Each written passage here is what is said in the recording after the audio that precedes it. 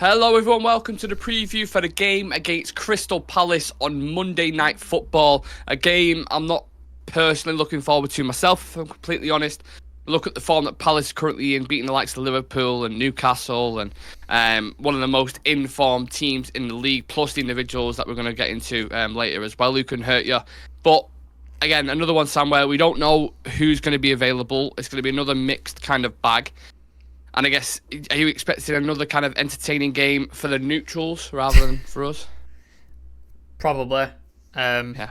That's kind of how we operate these days, isn't it? It's on the counter attacking foot, we look good but wasteful, and then defensively and in midfield wide open where players can run 30, 40, 50 yards unchallenged and then just cause all sorts of chaos at the back. And that's kind of how it's been. Doesn't matter if it's Sheffield United, doesn't matter if it's Burnley, Newport, whoever. That's how it goes. Coventry, that's how it goes. And a good team, decent playing team like Palace is probably a little bit more worrying, if not even more so. Fresh off a draw against Burnley, you mentioned it there. An interesting clash we had against Sheffield, which was a little bit back and forth. A near embarrassment against Coventry, and not to mention all the previous games fucking before that. It's a case of kind of dragging ourselves towards the end of the line at the minute. It feels like trying to scrape Europa League. FA Cup is all we can really fight for, even though Spurs are doing the best to kind of make sure we can get in the mix with them. Who do we really need back for this one, do you think, Sam, in your opinion? Out of the players that have been discussed with, injuries and certain players being back and then they're not back, and who do you think we really need for this?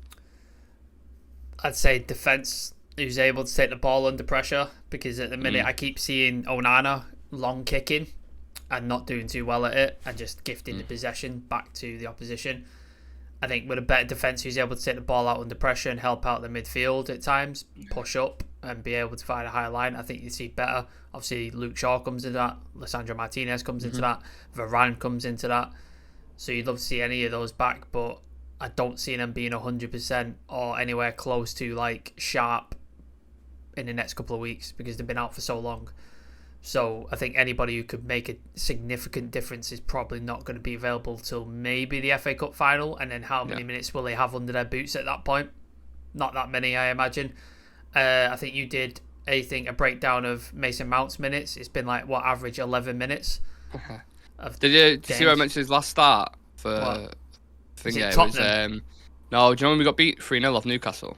Ah, okay. That was his last start. Yeah. So players like that, he's had no minutes, and you think maybe he could have an effect. Lissandro's had no minutes. Luke Shaw's hardly any minutes. Varane's been in and out of the team. So yeah, it's difficult, man. I just don't see any way of resolving this unless Ten Hag dramatically changes tactics, which, according to the interview with Gary Neville, he isn't going to do. So, well, in that interview with Gary Neville, actually got asked about the number of shots, like the 600 shot stats or whatever it was. He said, if you had the back line from last year, we'd have the most clean sheets like we did, because obviously I think he won the Golden Glove, didn't he? Do you agree with that comment, or do you think there's more to it than that? Is it as black and white as just, it's because we've had injuries, that's why we're conceding so many shots, etc.? I think we'd be better off, but I still think that midfield is an issue. Like, there's no destroyer in that midfield, especially now Casemiro's just decided. Chivy says it's the system. I think his legs have gone. So gone. Whoever you want to believe, but that midfield is dysfunctional. Like, it's just dysfunctional. For sure. Casemiro's throwing his 2 foot into tackles. He's backlining in his own box. Can't catch players, and then you've got Eriksen who's having to play because the likes of McTominay have been injured. Mason Mount's not been available. Amrabat has just been decided he's not good enough, so he's just not going to play. So slow. So then Eriksen is just really slow, not physical. So the only guy who can actually do anything in that midfield is Kobbie Mainoo, and you're putting a lot on an 18-year-old to sort of manage that midfield in a Pirlo-esque type way. Like, it's a lot to ask of a young kid. So I think that midfield is a big, big issue. I think if we had a really good number 6 next to Kobbie Mainoo, with Bruno in the 10, or a really good number 6 next to Mason Mount and Bruno in the 10, or either or, so them two could operate, I think you'd have a lot less shots on goal, a lot less people marauding through the midfield unchallenged and stuff like that. I think you'd be better off, especially with the defensive line backed up. But I still think there's issues outside of the defence. Defence doesn't help, obviously, but I think there's still issues in the rest of the team. I think the only person, and this is even still just a maybe, who would potentially fit that sixth role at the minute in the way we're playing is someone like a prime Kante.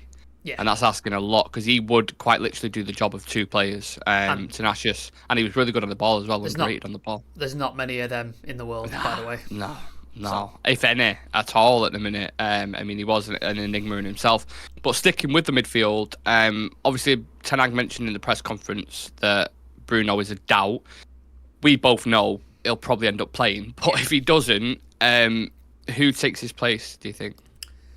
Well, the options are Eriksen in the 10, and I think of all the positions I would put Eriksen, that's probably the one I'd favour, because he doesn't have to think about his defensive responsibilities or tracking or You and Chiva have been saying that for a while, haven't you, to be fair? I think, because he can just focus on what's in front of him, get his foot on the ball, pick out passes, play through to Højlund, Garnacho, whoever's playing on the right, pick those passes out and just focus on that. He doesn't have to worry about being on the ball and worried about pressure or having to get away or get out pressed and stuff like that. You don't have to worry about any of that. So that'd be an option.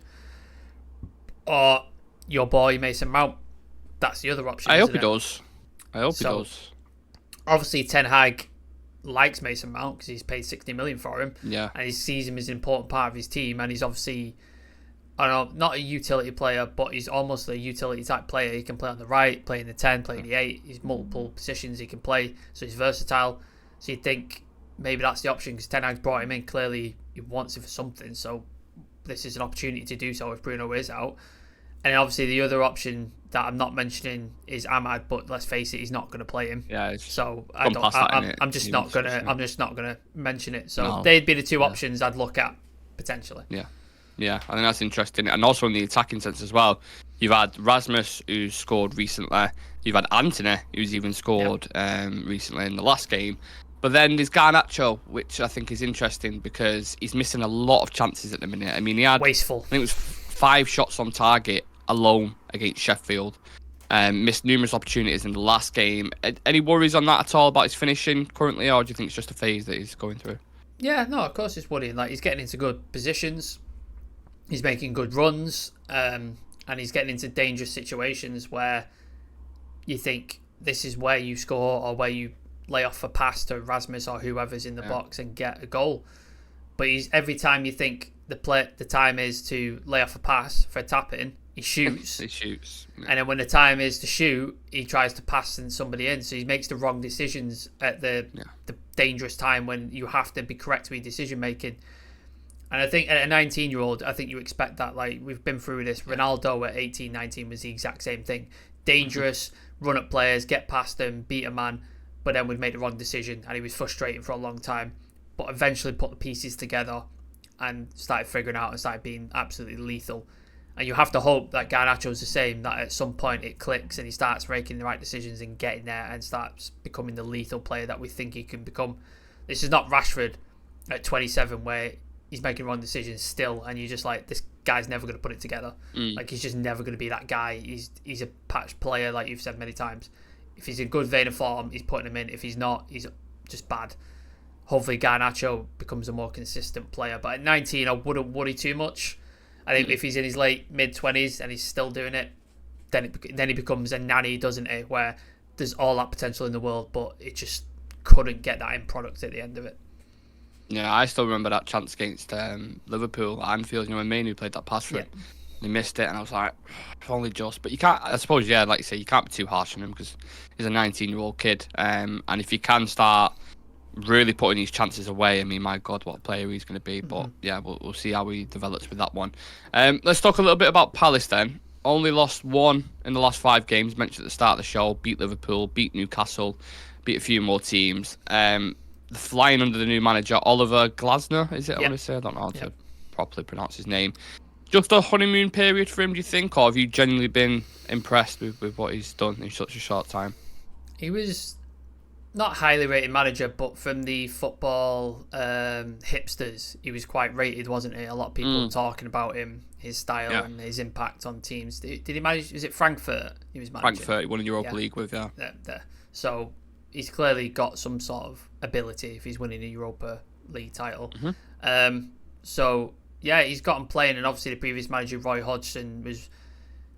I don't want to be too harsh on Roy Hodgson because he's a fucking legend of the game. He's been around for 50 odd years, 60 years. Almost. Certain people were suggesting dinosaur tactics, though, to a certain extent. Yeah, like. he's very pragmatic in his style. Like, he isn't an exciting football player. He isn't about high press possession style of play. Like, it's not who he is. Like, we saw it with England, we saw it when he was at Liverpool, and we've seen it at Crystal Palace. He kept him up. But I think Crystal Palace want to become a club where they're pushing for European places, and they want to be in like a Brighton, Brentford type position where they're not obviously going to be able to spend the likes of Spurs, City, United thing, but they want to be able to push into that next operational area and be able to sort of get European experience and play a style that the fans can be happy with. And they've got some talented players, man. Like Eze, very good player. Elise, a decent player. There's that midfielder. Who's Warburton is his name. Yeah, something like that. Yeah, I know what you mean. He's really, really good. Like, I like him. You've got the defender we've looked at, Marcus Gahey, as well. So they've got some even Anderson, his partner, Joachim Anderson, very good as well. They've got some really good young, talented players. For a long time, it was just about Zaha, wasn't it? Like, he was the guy, and everything went through him. But now they're developing a team and an exciting young manager. Like, young manager in terms of management terms, but exciting. And yeah, I'm interested to see where they go from here, because obviously he came. When did he come in? November? I want to say, no, I think it was a little bit later than that, I want to say. I mean, I could be wrong, but He's not had a full season yet. He's not had a transfer window yet. So so far, promising, like what I see. So let's see what he can do in the summer with a transfer window, full like pre-season under his belt, and get these players fully adapted to his style. And then you might see something next year. You might see like a Brighton type run or a Brentford type run. Obviously, it depends on who they lose, because obviously we've been linked with Gahey and Elise. Eze's been linked to a lot of players, so they could lose some big players. But then they do have a good recruitment in terms of Dougie Freedman, who we've been looking at as well. He's decent. Just looking at everyone at Palace, basically. So it depends who they lose in the summer and if they can recruit well, etc. But yeah, he seems like he's got his shit together, and it's good to have these exciting young managers like Thomas Frank, De Zerbi. Anish Slot is coming in at Liverpool. Obviously, I don't want him to succeed because he's a Liverpool manager, but you get my point. So yeah, I like to see it. The old guards starting to leave, and these young, exciting European managers are coming in. Ruben Amorim's rumoured at Chelsea and West Ham, so you're getting to see this like exciting new thing. So I like it, man. Yeah, I think the individuals you mentioned are interesting. One, simply because we're linked with Elise. I've done a lot of research on him recently just to see what type of a player he is, and I like him, man. I have to be completely honest. I really, really like him. Eze, likewise as well. I think both of them stats in terms of like dribbling and beating the man are like top 4 in the Premier League. I think it's Kudus is in there as well, and I can't remember the other player who it was. So that's what I'm worried about specifically on Monday. The threat of them 1v1 versus one of our players at times. Do you know what I mean? So I'm interested to see how they get on. But then you've also got Mateta, who's been nominated for Player of the Month, who's been bagging goals. So that's a worry in itself, and it's them 3 players. Yeah, they've got a decent forward line, and then they've got good backups behind them as well and stuff. And then you've obviously got, is Henderson injured at the minute for them? I'm not sure. Yeah, this is interesting. I didn't even think about that narrative actually for this preview. You got Dean Henderson, of course. Obviously, he's very, very mouthy, and he's been very opinionated about his time at United and stuff like that. So it would be interesting to see him. I was in a cage. Yeah, stack up, and then we bag like 4 past him or something. That'd be amazing. Be fun, but the forward line's really, really good. You can see how important Elise is to Crystal Palace because they've rushed him back from injuries so many times, and he's re-aggravated his injury because they know how important he is. So I'm hoping if we do buy him that they fucking rest him, because if we do buy him, I don't need another injury-prone player. Like, we've got enough of them. I don't need any more in United. So, but yeah, Eze, Elise, Mateta, really exciting. And they've moved away from that old guard. Like I said, Zaha's gone. Ayu's still there, but I think he probably gets moved on and stuff like that. Yeah. So they're starting to move away from that, which is good for them. Like, if I was a Palace fan, I'd be a lot happier with the direction they're now going. 100%. In that respect, does the league position surprise you almost? Because I think they are, correct if I'm wrong, 14th at the minute. I'll double check that, but I'm pretty sure they're 14th. Yeah, I think a lot of damage was done by Hodgson. I think obviously they were losing a lot of games, not picking up many points. And then obviously it takes a bit for a manager to get his feet under the table and get style going. But the last couple of games, he seemed to have picked it up. And I think if you would have had him in charge from day dot, you probably would have seen him a bit higher in the table. You probably would have seen him push for like a 10th, a 9th, maybe even an 8th and the 7th. So I think, give him another season. I think he does get them way above mid-table where they want to be competing. But I just think essentially the season is just for him to assess at this point, isn't it? It's just for him to try and get his principles in place and assess his squad and assess what's going on. Summertime, rebuild and stuff like that. But they're safe from relegation as far as I can see. Yeah, like 40 points, like mathematically safe. I think they'll be all right. So now they're just trying to get as many wins as possible under the belt and just see how high they can finish. I don't know mathematically how high they can finish. So they're on 40 points. They've got 3 games left. So 49 points is the highest they can finish. Right. Which, considering the start of the season that they had, it's not too bad, I suppose. Yeah, I mean, they're finishing above Brentford, who everybody thought would kick on. They've had a bit of a shit season. Brighton have had a bad season as well. Like they've fallen off. So I see what happens next season. But that's probably where I'd expect him to be had he not come in anyway. Yeah. So I think next season, if he doesn't improve, then you probably got to look at being. If he finishes like just above relegation next season, then you're like something's gone wrong here. Something's gone really wrong. I'll really judge the manager after he's had a full pre-season and a full. Then you can really see what he's about. I think sometimes when they come in, as we've seen with fucking plenty of managers, you had that honeymoon period, and then it gets real in the next season. So we'll see what happens with that. Let's do some quick fire questions then. Who scores first on Monday night? I'd say Palace, because we seem to have to concede to fucking score a goal, don't we? Yep. Might seem a bit of an obvious one. One player to take from Palace. But any of them. I mean, at least I like that Warburton, Anderson. Yeah. Take pick. They've got like 4 or 5, I think, could be good. Who will have the toughest game individually, do you think, on Monday? Who will struggle the most? All our defensive line, I imagine. Yeah. So take your pick out of that. Maguire, Casemiro, if he's playing centre-back. One of them two is going to have a bad time with the likes of Elise and Eze and stuff running at him.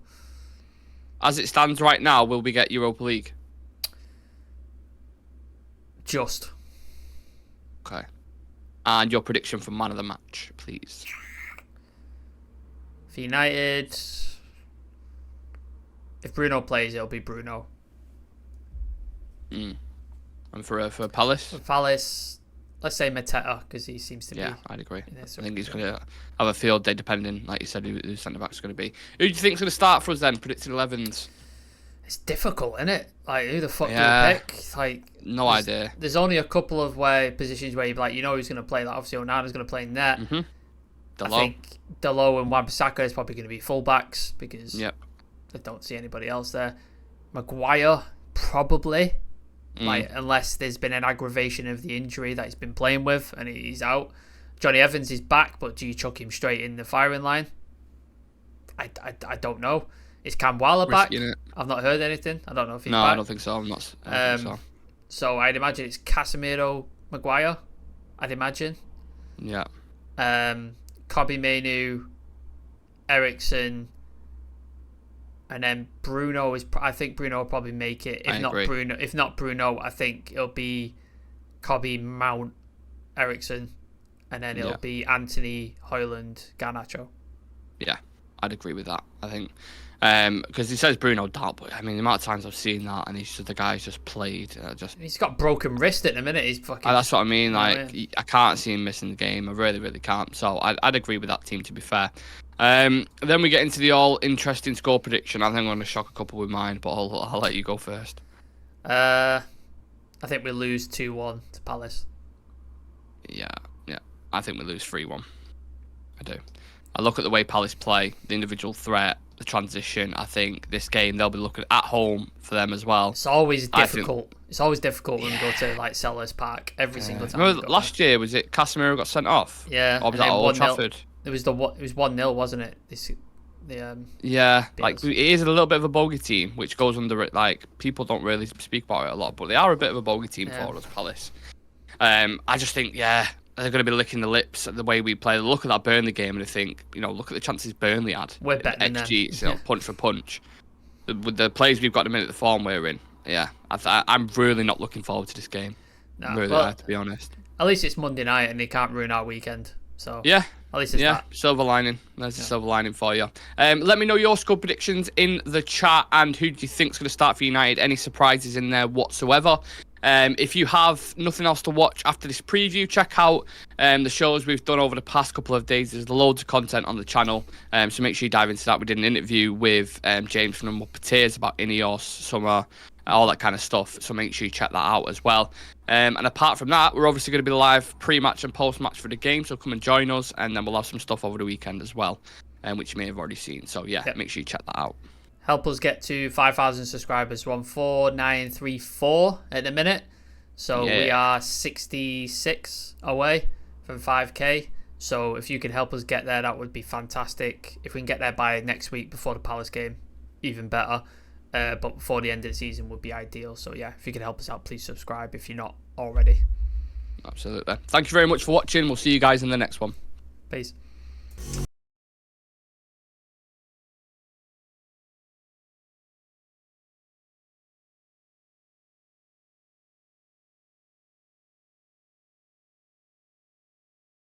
MUFC